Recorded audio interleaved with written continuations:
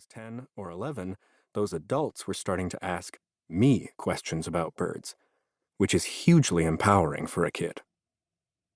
Birds made sense to me. A lot more sense than the tangled and ephemeral web of middle school alliances. So I just watched more birds. Even at that age, it was clear to me that everything about birds follows patterns.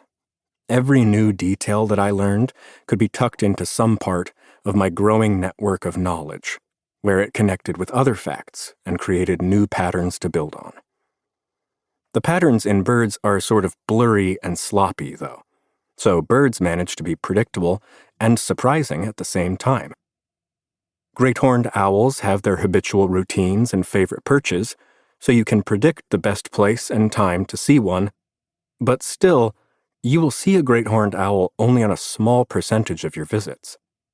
You can get to know the habits of Bewick's wrens over many years, and then see one doing something completely different, like bathing in water. Hermit warblers follow a broad pattern of migrating through the coast ranges of California at about the same time every spring and fall.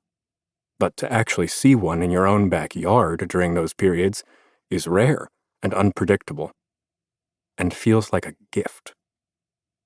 Like eclipses and comets, these rare bird events might come around only at very long intervals. Unlike astronomical events, however, the behavior of birds cannot be described by an equation. They appear where they choose to appear and do whatever makes sense to them at the time. Birdwatching is much more popular now than when I was a kid, and birding's popularity surged even more during the COVID-19 pandemic of 2020. Many things have contributed to this rise. I think one of the biggest reasons for the decades-long increase in interest is a fundamental need to feel connected to the natural world. In the last few generations, our daily lives have become more isolated from natural rhythms. Climate-controlled buildings and electric lights allow us to keep the same schedule regardless of weather, seasons, or the time of sunrise and sunset. Refrigeration and other technology make almost any kind of food available at any time. Only a few generations ago, all of our ancestors were more connected to nature. They lived in houses, on farms, or in towns, not in wilderness, but life still moved to natural rhythms.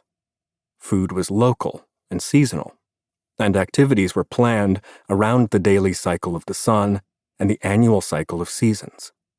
It was useful for them to know the birds by sight and by sound.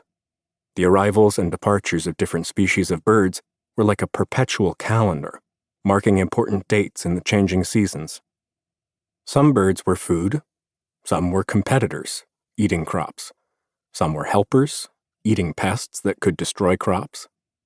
In a way, everyone was a birdwatcher, as humans had been for tens of thousands of years.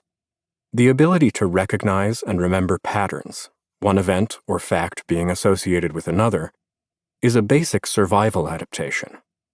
Our brains have evolved to be very good at it, but it is a fundamental ability common to all animals. It's what allows a pet goldfish to anticipate when food is about to be dropped into its bowl.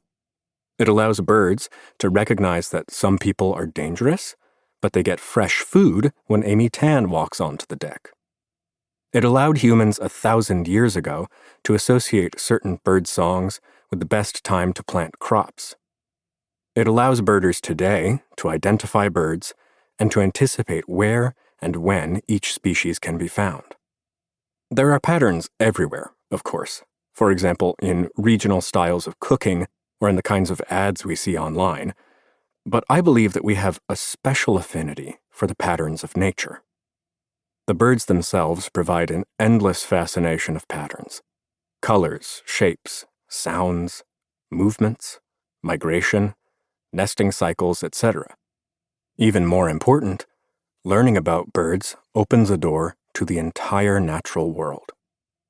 In the same way that having a friend in a distant city heightens our awareness of things that happen there, getting to know birds adds meaning and context to everything that is affecting their lives. We notice rain, wind, insects, frogs.